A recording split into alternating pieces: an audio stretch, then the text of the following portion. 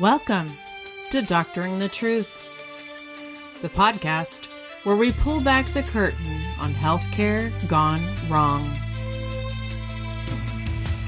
I'm your host, Jenna Tennell, and with me is my delightful co-host, Amanda House. We're two doctors of audiology here to bring you inside real-life cases where once trusted healthcare providers veered off the ethical path into criminal territory.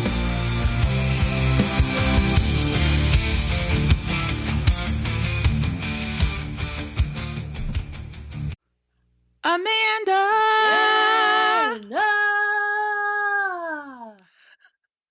Hey, how are you, Alley Cat? That was very exciting, like an entrance to a ball game or something. I know, right? We're coming out with our, I don't know, fighting. She's entering the ring. Yeah, with our gloves on, ready to kill this. Yes. Yes. So how about last week? How about Shannon? Wasn't she awesome? We've gotten so many good comments. We have Shannon. I know you'll be listening to this, but Shannon, I think you've gotten more good compliments than Jenna and I combined. Honestly, I know. I'm starting to feel a little insecure. I was like, dang, is y'all trying to replace us with Shannon, or what's happening? This should be the Shannon show, right? Oh man. Yeah, right.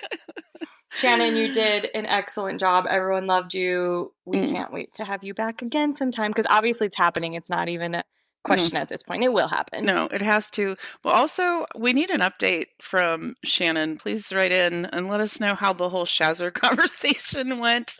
Yes. I wasn't expecting such a wild reaction from her, but it's so funny. She passionately hates nicknames. Oh, okay. Well, see? I guess. Yeah. I didn't know. Passionate. We love it. And if anyone caught at the end of the episode, Shannon used the words maternity leave. She sure did. She sure did. So, well, I guess the cat's out of the bag. Shannon, everyone, I'm pregnant.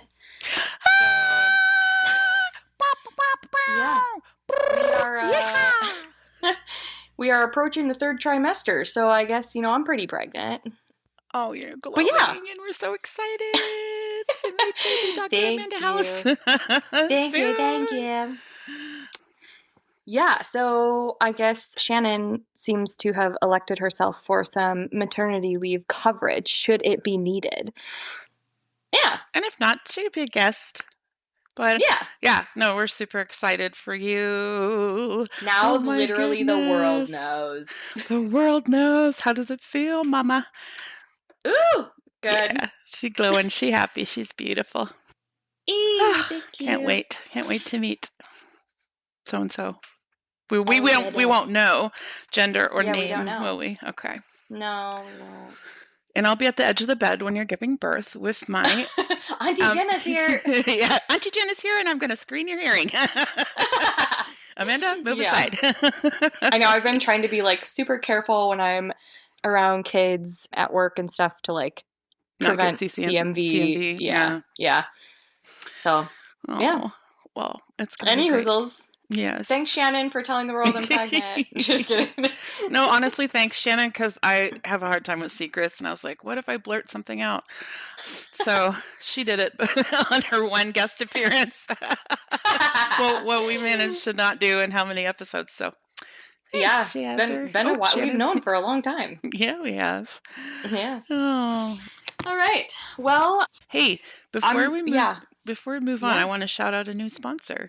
Oh my gosh. Yes. Sorry. Pregnancy brain. I can blame that now. Please go on. Tell us. Shout out to Jillian Tennell. She is my mama. She gave birth to moi. She is sponsoring our podcast on a monthly basis, and we want to thank her. And she has sent a topic for a future episode, which when you sponsor us, dear listeners, you get a shout out and you get to pick a topic or a story for us to cover. And so if you also want to join Jillian and the others who are generously supporting our show, you can just hit the support us link, which is in purple usually if you're on your Apple Podcasts, but it's wherever you download an episode, there'll be a link that says support us. So we appreciate you. Thank you, Jillian. Yeah. Thanks, Jilly. That reminds me of one more thing. Someone had messaged Shannon saying that they wished the link to our website was actually a link on our social media because I had just like written it in the caption and apparently you can't copy and paste from there. So on the Instagram page now, it is added as a link below the bio. If for some reason you don't use Apple Podcasts or Spotify or whatever else everyone uses, you can click the link to our Buzzsprout website and listen on there. Awesome. Thanks for doing that. No problem. It's super easy. Okay, so you guys, not going to sugarcoat this one. It's horrible. It's bad. It's bad news bears. And should I just let them know right away? It's going to be a two-parter. A two-parter? Yeah. It's a two-parter. Yeah. I mean, sometimes we need, when it's a really deep dive and it's a really depressing case, we just need to break it up and absorb and come back. So I can appreciate that. And this also was a very long episode for me. It's like double in length what I usually do for one. So I told Jenna like, oh, this probably could be a two-parter. Awesome. Well. Yeah. So. What are we talking about? What are we talking about? Well, should we sponsor first? Sure. Okay. So our first sponsor today is the one and only Quantum Squares, who is redefining energy snacks with scientifically formulated energy bars to provide long-lasting, stable energy without crashes. Developed by scientists, each bar combines whole food ingredients with 100 milligrams of organic caffeine equivalent to an 8-ounce coffee, ensuring a smooth energy boost. These bars deliver balanced nutrition featuring 10 grams of plant-based protein, healthy fats, and complex carbs, making them an ideal choice for active individuals. And this is the part where everyone goes, wow, because Quantum Squares can literally be enjoyed by everybody because they are certified gluten-free, non-GMO, plant-based, kosher, vegan, dairy-free, soy-free, with no artificial additives or sugar alcohols. They've been endorsed by athletes and fitness enthusiasts. Quantum Squares offers delicious flavors like peanut butter, dark chocolate, and dark chocolate pink Himalayan salt. With over 2,500 5-star reviews, how could you beat that? Customers rave about their taste and effectiveness in combating afternoon slumps and providing clean, consistent energy. Quantum Square's commitment to quality and transparency ensures that each bar is delicious and a healthier, smarter alternative to conventional energy snacks. Kind of makes me hungry. Yeah. I actually just finished eating, so. So today, I mentioned last week that we are heading over to England. And now I just was like, are we in England? I'm pretty sure. Yeah, we're in England. Okay. We are going to be covering Beverley Allitt. Okay. I don't know anything about her. No. Jenna said she'd never heard of her. Yeah, the big trigger warning for this episode is child abuse. As I mentioned, these cases are horrific, so I obviously did not go into detail about some of the things that I could have, because like we don't need to relive that. And you can always look it up on your own if you want to know more, but I just like felt sick reading some of it, so I was like, we're not. Yeah, I don't think we need to. It's just enough to get the picture, but we don't need to paint it in high def. All right. Are we ready? Beverley Gale Allitt was born on October 4th, 1968, and grew up in the village of Corby Glen, which is just outside of Grantham in Lincolnshire, England. She lived there with her parents, Richard and Lillian, and her 3 siblings, 1 brother and 2 sisters. Her family was a working-class family, her father working in an off-license, and her mother cleaned at a local school. Her childhood was, by all accounts, unremarkable. Beverley was described as a fairly ordinary child initially, doing things such as babysitting for her neighbors. Neighbor and family friend Jeremy Marshall Roberts would describe her childhood as perfectly normal, that Beverley was a happy-go-lucky child who grew up surrounded by a nice family in a normal village. Though certain behaviors would foreshadow serious problems. Neighbors recalled that she'd fall off her bike and cut her leg, and there was, the time she fell on glass. And then she would wear bandages or casts over her wounds that were typically exaggerated, but not allow for them to properly be examined. It doesn't really seem like a total flag, right? Like kids get hurt accidentally. I remember being jealous of the kid in class who had a cast that everyone was rallying around to sign and stuff. And I was like, oh, I like that attention. Well, right. But I mean, I didn't break my leg to get that. Yeah, like kids love wearing Band-Aids. So step down from a cast. Even when a boo-boo isn't visible. My niece, all the time, I need a Band-Aid. Like, okay. And then it feels better. Oh, well, plus, adorable. To be fair, they make super cute Band-Aids now. Yeah. Like wellies and all kinds of cute ones. Yeah. And like when she's at my house, I'm like, I will totally get you a Band-Aid, but Auntie's Band-Aids are ugly. Like, you really need to need it. Okay. We got old man beige here. Okay. Don't get excited. Yeah, exactly. Orthopedic beige only at my house.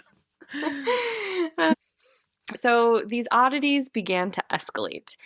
At one point, she catheterized herself and even went on to inject water into one of her breasts so that it was bigger than the other.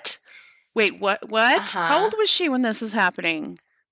I don't know an exact age on those things, but she started doing all of these things from a really early age, like 6 or 7. Oh my gosh.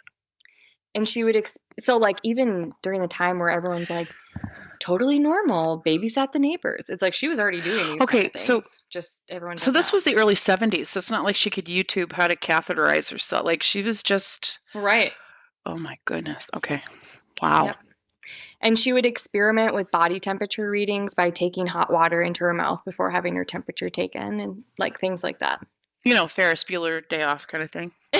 Put it on the light bulb and then, oh my God, it's 110. You need it. Oh my God. Okay, can you even imagine after you just had a 103? Yeah, no thanks. Yeah. So feigning illness and hurting herself became normal for her. Emphasis on for her. So she was seeking attention rather than genuine care. And she learned early on that feigning illness gets a person a lot of attention. But it also takes the pressure off of a person. She learned that there were less expectations of her when she was ill. But as she got older, she began to frequently visit hospitals, complaining of a wide range of ailments like headaches, backaches, blurred vision, UTI, and indigestion. She even convinced a surgeon to remove her healthy appendix, which was slow to heal because she couldn't stop messing with a surgical scar. Oh my goodness. If she thought doctors were becoming suspicious of her behavior, she would begin to doctor hop. And this pattern of self-harm or factitious illness marked her adolescence. She became overweight, had bouts of depression, and was known to be attention-seeking and manipulative in interpersonal relationships. A boyfriend once described her as aggressive, manipulative, and deceptive. Fun time. Even claiming like rape and false pregnancies. Oh, wow. Okay. Like really badly manipulative. Yeah. School records note that she attended a secondary modern school after failing the exam to get into the local grammar school. And at 16, she left full-time education and took a nursing course at Grantham College in 1987. Nursing, huh? A nursing, because why not? Oh, boy. Who knows a hospital better than someone that wanted to spend all their time there? Oh, my goodness. Her training was also troubled from the start. Shock. She had an extremely high amount of absences, reportedly around 100 days absent in a 2-year program due to claimed illnesses. But again, this is what she learned as a child. Feigning illnesses takes the pressure off of a person, and she didn't have the pressure of proving her brilliance in school when she received empathy for being ill. There were just less expectations. So she failed her nursing exams multiple times and was disciplined for unusual behaviors, such as one nursing home placement reported that she smeared feces on the wall and placed human waste in the refrigerators for others to find. What? Hello. That's not unusual behavior. That's criminal. And oh gosh. Okay. Wow. It's like, do these behaviors not already point us towards a serious psychological disturbance? I would say. Not a psychologist, but come on. I'm not a psychologist, in my humble opinion. But despite the red flags, she was eventually qualified as a state-enrolled nurse. Wow, what's the bar like for state-enrolled nurses? If this is not a... Okay. No shade to those who are nurses now, but they must have had some lack of oversight or some, like, desperate... Well, we'll learn coming up kind of how she gets to sneak by some cracks. So by December of 1990, Beverley had secured a short-term contract at Grantham and Casteven Hospital in Lincolnshire, working on Ward 4, the children's ward. She was originally at Pilgrim Hospital at Boston, but because of sickness records showing 40 days sick in 1 year, she missed out on sick children nursing. So, like, learning how to do that. So not only did her educational track record make her unqualified, in my opinion, in the first place, she certainly didn't have the skills or training to be working with these children. For sure. But Grantham Hospital was struggling for staff nurses, and so the doors were open for her to find a way to become a staff nurse there without any checks or balances. They didn't check sickness records or references. So corners were cut because they needed another pair of hands, unfortunately. I hate this. Colleagues described Beverley as outwardly polite, helpful, and on top of things, very eager to volunteer for extra shifts. However, beneath that exterior lie a troubling pattern: frequent extra night duties, a keen interest in critical patients, and being alone with patients at times when collapses occurred. The hospital staff later noted that she seemed to thrive on being needed and being present at emergencies. And between February and April of 1991, a span of only 59 days, an exceptionally high and unusual number of critical incidents occurred in the children's ward of the Grantham and Casteven Hospital. The pattern included respiratory arrests, cardiac arrests, unexplained collapses, elevated potassium readings, insulin overdoses, and one large air bubble found in a child's body. I'm sure you can guess what, or rather who, is the common denominator here. But before we get further into that, it's time for a chart note. That just woke my dog up, and she did not look impressed. That's because we're alley cats, and your dog's a dog. Yeah. Okay. Welcome to the Chart Note segment, where we learn about what's happening in medicine and healthcare. On October 6, 2025, so recent, the Nobel Prize in Physiology or Medicine was awarded to Mary Brunko, Fred Ramsdell, and Shimon Sakaguchi? Yep. Sakaguchi. Sorry, Shimon, I did that way better when I practiced. For uncovering how the immune system keeps itself in check. Working on opposite sides of the world, the three scientists help explain one of the body's greatest balancing acts, how it attacks harmful invaders while sparing its own healthy tissues. Their research focused on regulatory T cells, or TREGs, a rare class of white blood cells that act as the immune system's peacekeepers. Sakaguchi first proposed their existence in Japan, showing that some T cells must suppress excessive immune reactions. Years later, Brunko and Ramsdell identified the gene behind that behavior, FOXP3, and proved what happens when it fails. Without FOXP3, the immune system loses control and begins attacking the body itself. This discovery reshapes modern immunology.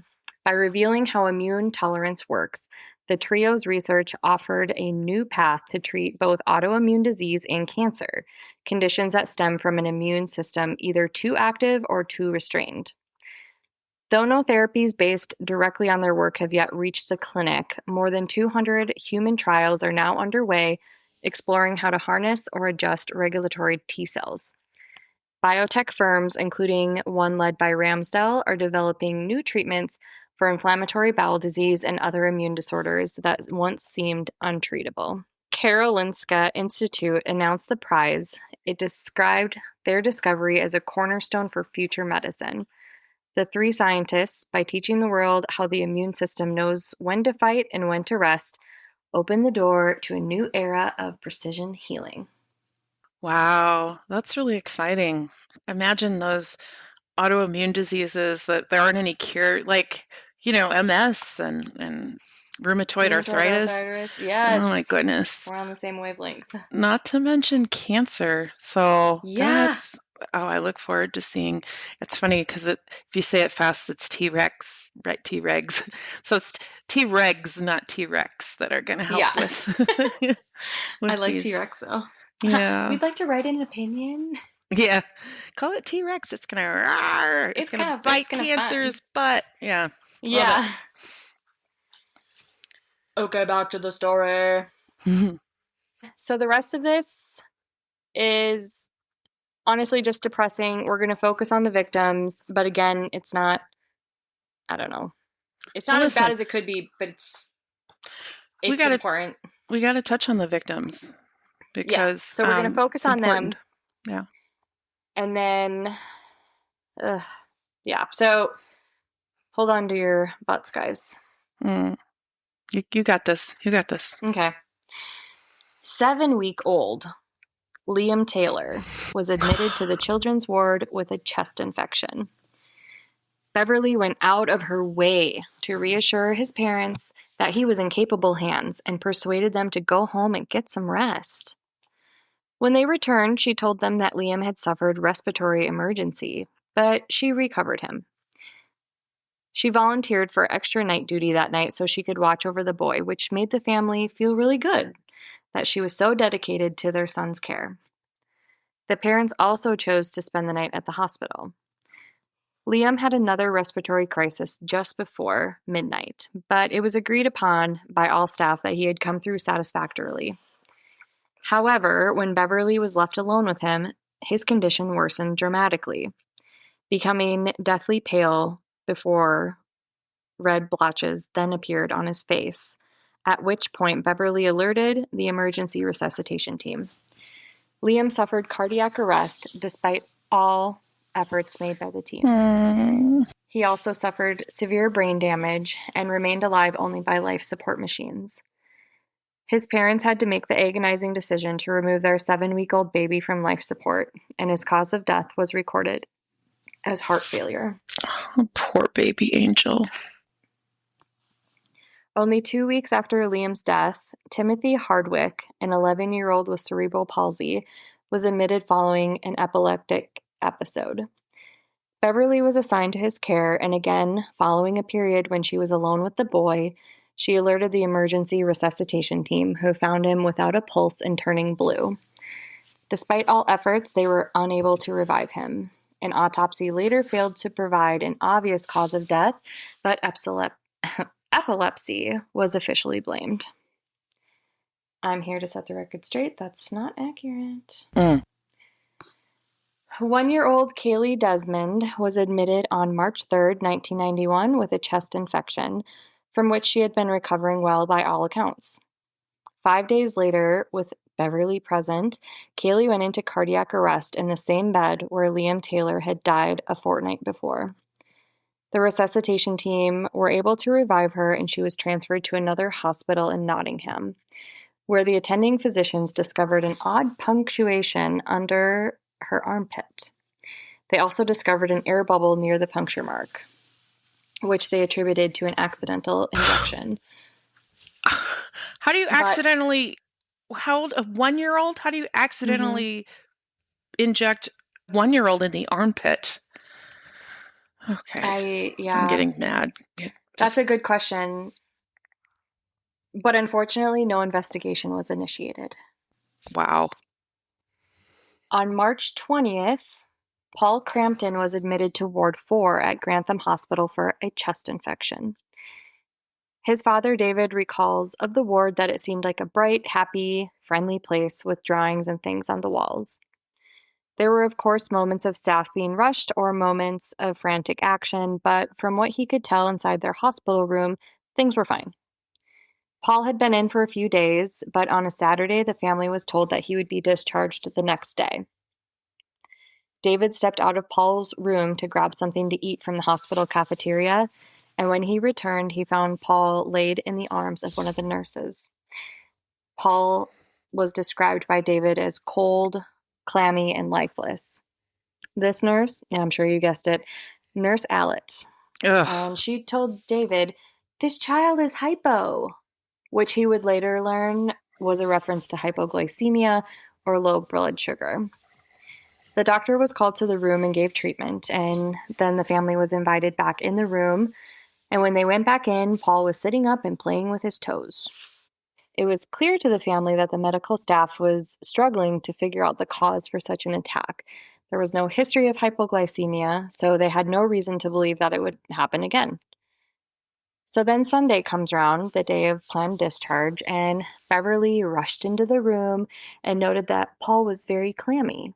She called for another nurse's assistance, and eventually Paul was stabilized. Medical staff still had no answers, and later that day, David once again stepped out of the room, and upon his return, he found Paul gray and clammy. Paul was then transferred to Queen's Medical Center in Nottingham by ambulance. Fun fact, also, Beverley insisted that she be present during transport. And that's happened in a few of our episodes now. Yeah. Like, that's so crazy bizarre. Plastic surgeons doing stuff out of their basements. Yeah. Oh my gosh. So David had reported that the environment at QMC was much different. The staff were calm and confident, and Paul was stabilized and rested well in the ICU. He got better very quickly and was soon released from the hospital. But the family was understandably nervous upon discharge because they still had no answers as to why the hypoglycemic attacks were happening in the first place. Yeah. The following day, 5-year-old Bradley Gibson, who was admitted for pneumonia, went into unexpected cardiac arrest. Luckily, the resuscitation team were successful in their attempts to revive him. Subsequent blood tests showed that his insulin was high, which made no sense to attending physicians. He suffered yet another heart attack later that night and was transferred to Nottingham, where he successfully recovered. On March 22nd, 2-year-old Yik Hung Chan turned blue and appeared in considerable distress when Beverley alerted other staff. Luckily, he responded well to oxygen and seemingly recovered, but soon after, he suffered another attack, which resulted in him being transferred to that larger hospital in Nottingham, where he recovered. His symptoms were attributed to a fractured skull, which was said to be a result of a fall. He wasn't admitted for a fractured skull? No. Oh. Sure wasn't. Oh boy. I'm sure oh you boy, could. oh boy. Just like, don't even let your mind wander, you know? So next were twins, Katie and Becky Phillips, just 3 months old, who were kept in for observation as a result of premature delivery. The twins were discharged, but Becky found her way back to the ward on April 1st due to gastroenteritis. After being in the ward for 2 days, Beverley once again sounded the alarm that she needed assistance. She claimed Becky appeared hypoglycemic and cold to the touch. But nothing was found on examination, and Becky was discharged home. During the night, Becky went into convulsions and was crying out in apparent pain. Her parents called the doctor, who suggested she must have colic. The parents kept her in their bed with them so that they would be close, and unfortunately, she died during the night. Oh my gosh. Despite an autopsy, no clear cause of death was determined, and it was documented to be a cot death. Ugh. As a precaution, her surviving twin, Katie, was admitted to the hospital for observation. Having just lost one of their children, they requested a nurse to be with her at all times. Oh no. Oh no. Tell me it's not her. It wasn't long before Beverley was summoning the team to revive baby Katie, who had stopped breathing while she was feeding her. Oh. Revival efforts were successful, but just 2 days later, she suffered another attack and was then transferred to Nottingham. While there, they discovered that 5 of her ribs were broken, and she suffered significant brain damage as a result of oxygen deprivation. Oh, no. To add insult to injury, Katie's mother, Sue Phillips, was so grateful to Beverley for having saved her baby's life that she asked her to be Katie's godmother. So when they brought Katie back to the hospital, she was already Katie's godmother. And then she still went and did this. Oh my God. I'm just, there's a special place in hell for this woman. What a monster. This poor, poor family. I know. So, like I said, of course, Beverley accepted the role of godmother, despite having inflicted partial paralysis, cerebral palsy, vision, and hearing damage to Katie. But this cold truth was only known to Beverley at this point. Daniel Swanwick was admitted to Ward 4 for asthma. His father, Paul, said of the ward, "I thought it was a magical place, I really did. The staff were absolutely brilliant, very friendly. It was a heartwarming place to go into, and there was more hope than sadness." After a few days of his son being admitted, he and his wife at the time noticed that the staff started becoming irritable and that people were running around like headless chickens, he said. They didn't think too much into it because they weren't aware of anything that was going on outside of their own room, but they certainly knew that the morale had gone down. Soon Daniel was starting to get better and staff were removing his IVs, preparing him for discharge.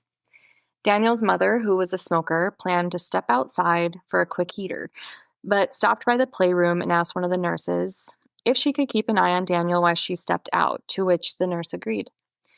While outside, she got a horrible feeling in her gut and decided to go back inside. She found that Daniel was missing from the playroom. She rushed to his room and found a nurse, Nurse Beverley Allitt, administering medication. No, she begged. She stated her son did not need medication and that they were being discharged. She arrived to the room just in time. Wow. And Beverley stomped her stupid fucking little feet and exited the room. Oh my gosh. That mother's instinct for this woman. Talk about a mama intuition. That was just touch and go. Oh my goodness. 4 more victims followed: Michael Davidson, Christopher Peasgood, Christopher King, and Patrick Elstone. It wasn't until victim number 13, Claire Peck, that suspicions started to rise. Claire was a 15-month-old who was an asthmatic that required a breathing tube. She had suffered an attack at home and unfortunately wasn't getting better, prompting the admission to Ward 4. While in Beverley's care for mere minutes, she suffered a heart attack. The resuscitation team was successful in reviving her, but it happened again later, when Claire was alone with Beverley, that she suffered a second attack. She unfortunately would not survive the second attack. Oh. Her autopsy indicated that she had died from natural causes, but an inquiry was initiated by Dr. Nelson Porter, a consultant at the hospital, because of the high number of cardiac arrests in the children's ward over a 2-month period. An airborne virus was suspected to be the culprit initially, but nothing was found. A test came back that revealed high levels of potassium in baby Claire's blood, which begged the decision to loop in local authorities 18 days later. Claire's body was exhumed, and they discovered traces of lignocaine in her system, a drug used during cardiac arrest, but there was no documentation that this was ever given to Claire. Oh, wow. Amanda, first of all, well done getting through this. Thank you. I'm just absolutely horrified and disgusted. I'm glad that we're breaking this up because I want to spend next week hearing about, hopefully, some form of justice, although justice could never bring these poor children and those who were alive but injured, can never rectify that. But so 13 victims so far. Mm-hmm. 13 victims. We'll learn about a 14th next week. With 13 victims in one hospital. So earlier you said it was Grantham and then Kent to Swick or some other place. It's Grantham and Casteven Hospital. So it's one hospital. It's not 2 different hospitals. Mm-hmm. Okay. Correct. So I was like, how? But still, so that's even more of a, like, to me, a red flag. Like, I could understand if she was hospital bouncing, why it wouldn't seem to stack up. But 13 and she wasn't there for that long. And of course, like, as you know, when we do research, some resources say one thing, some resources say another, but it seemed like most all of them were transferred to that same hospital in Nottingham, or like, I don't know how many. They must have the hospitals are in ICU Nottingham. or, yeah. Yeah, so it's like nothing was tipped off there either. Like, wow, Grantham and Casteven sending a lot of peds over here. Yeah. My goodness. I mean, but also we're in the early 90s. Things are different now. Yeah, there's not that seamless. Well, first of all, we don't have electronic medical records as a Right. known thing, right? I mean, I'm trying to remember the first time I used one. It was late 90s. So there's not that sharing of information. It's the handoff is probably a lot less and more just like preserve life not right now, not who was the nurse in the, except when she's riding in the flippin' ambulance with the child. I know. I'm like, and that was after a few had already been transferred there. So I was kind of wondering, like, was she thinking, am I going to get caught? I have to like go with so I can cover my booty on the way and kind of like fabricate a story, like look extra I think she wanted to caring inject them with a little more or lignocaine something. or whatever, potassium, whatever she was doing to create these. Whichever one she was doing to that child. Yeah. Outside of, I don't know, breaking their bones. and Yeah, so that's things. the other horrific piece to this is she's physically, it makes me want to vomit. I feel nauseated. I can't imagine how you feel with a little one on board. She was physically abusing them, not just with medication, but physical abuse. I don't know if I wrote this in, but what in here, if I read it or not, but like one of the babies had fractured ribs. You did, and then the head injury or skull fracture. Yeah. The fractured ribs were literally just from her squeezing the baby so hard. Like, how do you do that to a baby? Anybody, but yeah, and you're in a trusted position. And the fact that evil little twist of on her part of accepting this godmother role. I know that killed one twin and maimed the other for life. God. I want to cry. I want to spit. I want to punch something. So, like I said, I'm glad we're stopping here before things get violent up in my end because I'm so upset. But you know what? Shout out to Dr. Porter because finally, I assume it's a major. I know Nottingham is huge. So no, that was where they were transferred to. So I don't know Grantham. So Grantham is like, I looked this up. I feel like it was only like 13 miles from Nottingham. But in terms of like the size of the site, how many beds, the size of the hospital, like that there was just a lot going on to where a pattern like this didn't emerge because of the traffic coming through sooner. Who knows if like even a Google search would yield accurate, like in 1991, was the hospital size the same? Did they add on? Like, yeah, I'm just going to go with it wasn't picked up sooner because it was huge. And yeah, when people arrive by ambulance, like you go to the ER first and then you get triaged to wherever you need to go. So that also could have been a blinder for red flags, right? I mean, if they don't all end up in the same PICU, NICU, ICU, whatever. Yeah. Wow. I don't know. I'm fascinated with her early childhood. I wonder what the impetus was for like normal. What started out as a normal childhood behavior and then turned into an obsession and a fascination with her. Yeah. Like she fell one day and was like, "Ooh, somebody like look at this." Was she a neglected child and she realized she had a lot more attention? Like were things just busy and she didn't get the attention she needed? And I mean, yeah, I don't know because again, by all accounts, nice family, nice village. I don't know.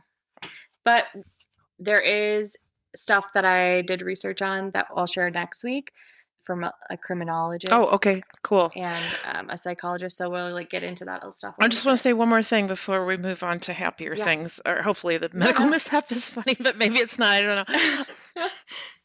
Okay, so a lot of this stuff started out as normal-ish, and they got a little weird, like exaggerating stuff. Like, oh, she's a little cuckoo. Some kids do that still, though, and don't turn out to be vile like she did. But I'm sorry, as a family, if your child is catheterizing herself first and injecting water into her breast, I don't care how old she is, but it sounds like it was pretty young. That's immediately 100 red flags and let's get this child some help. And also kind of screams like, did she have a history of sexual abuse? Like, did somebody abuse her? Right. But anyway, so that's I'm not a psychologist, but if I put a psychologist hat on, I'm like, something happened around that time. You're like, these are the questions I would be asking. Yeah. Yeah. Also, because this is how our brains work, but like when I'm like reading through a case, my brain sometimes starts thinking about other things. And so I thought about this when I was reading, and I don't want to forget to say, I should have said it at the beginning, but very nice work editing the last episode as well, because you usually just have our 2 tracks, but you had to merge 3 tracks and edit, and I know it took you a lot longer, so good job. Oh, thank you. Yeah. Listen, I also I'm looking forward to me sounding less like an elderly woman in need of an oxygen tank this week. There was a lot of me coughing and wheezing like, what are those old aunts on The Simpsons, that smoke and they're like, I felt like that was me. But anyway, at least you guys pulled up the level of quality of voice. I mean, I think Shannon just really drove it home. Everyone was very impressed with Shannon's speaking voice. Yeah. Which is very good, Shannon. They are not wrong. Yeah. No, we love you, but we're also a little bit like, but like, Shannon's being so good, better. Shannon. Oh my gosh. Way to show us up. But to quote Taylor Swift, there wouldn't have been this if there hadn't been you, Shannon. Oh, yes. Okay, so sponsor number 2. Yeah. Strong Coffee Company.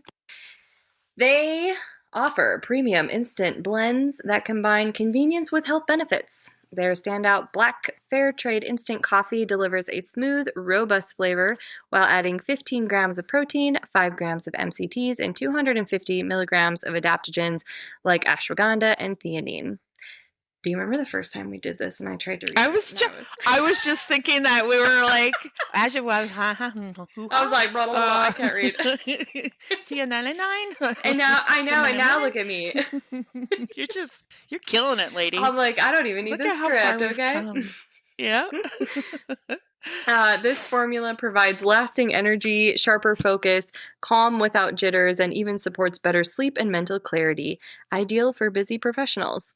For a creamier option, they have a latte blend that has organic Arabica coffee with protein, collagen, hyaluronic acid, and healthy fats to fuel both body and mind. My brain skipped ahead 5 words, and then I had to try and fill in the blanks. So sorry about that. Wow, you got it. Committed to quality and eco-friendly practices, Strong Coffee delivers great taste, quick convenience, and a nutritious boost to your daily routine. Use our code STAYSUSPICIOUS at strongcoffeecompany.com for 20% off your order. I'm scrolling back up because did I say what it? I didn't even say what the Quantum Squares discount is. Obviously, the code is STAYSUSPICIOUS, but I feel like it's 30%. I didn't say, though. I'll put it in the correction section next week. Yeah, have a look if you go to quantumsquares.com. It'll tell you. It's 20%, I think, or 30%. It's a really good, only our listeners exclusive discount. So we'll look that up, and if we'd done some research. Oh my goodness, you guys! I really should have had. You know what, Jenna? I have a correction section for next week. Yay! There's a first time for everything. Oh, God. Whew. Okay, well. Did your dog just fart? Okay, sorry, I just saw a look on her face and I was like, is this something I said? No, it's Raven. No, I'm just getting gassed out. Whew, sister. Maybe Raven would benefit from a quantum square. Yikes. Gotta love dogs. We should get a sponsor for, listen up, sponsors out there. We should get a sponsor for dogs with IBS. Oh, yeah. Dog vitamins or yeah. Because that kind of stuff is so expensive. Yeah, let's reach out to us, sponsors. We're up for it. We like you. We have dogs. Yeah. We do. We like animals? I would love All right, to. We're bouncing off the rails here. Do you want to do our medical mishap? Yeah. All right. Well, let's. It starts out, hey, Jen. I see the words bowel resection, so that's good. Speaking of farts, bowels, He gave us a great segue into this medical mishap. It starts out, hey, Jenna and Amanda, longtime listener, first-time emailer here. I'm an RN in a mid-sized hospital on a med-surg floor, and I swear every shift gives me at least one story worthy of your podcast. Oh, well, we want to hear more from you, Miss Listener. We'll send them We'll start with this one, they say. It was a hectic Friday evening, the kind where every bed was full. Every IV pump was beeping, and I was running on caffeine and adrenaline. My patient, an elderly gentleman recovering from a bowel resection, was finally stable enough to be transferred to a rehab facility. Things were going smoothly until transport arrived early. Suddenly, I was in a mad dash to get him cleaned up, medicated, and packed for transfer. He had dentures soaking in a cup by the sink, and as I was tidying up the room, I decided to empty the basin and clean the area. I placed the dentures on a washcloth so that I could rinse out the cup, multitasking as nurses do, and then someone called my name from the hallway. Without thinking, I grabbed what was on the counter, including the dentures wrapped in that cloth, shoved it in my scrub pocket to deal with later. Fast forward about 20 minutes. The patient was dressed, paperwork signed, and transport had wheeled him out. I was patting my pockets looking for a pen when I felt something hard, oddly shaped, and slightly damp. I pulled out the washcloth and nearly screamed when I saw the dentures staring back at me like some sort of macabre puppet. I sprinted down the hall towards transport, praying they hadn't left yet. I just imagine this nurse screaming down the hall, your teeth, come back. Wait, your teeth! Hold the elevator! Of course, the elevator doors were closing just as I reached the end of the corridor. I waved those dentures in the air like I was right. I hadn't even read it yet. I waved those dentures in the air like a lunatic, yelling the patient's name. One of the transport techs saw me and mercifully hit the door open button.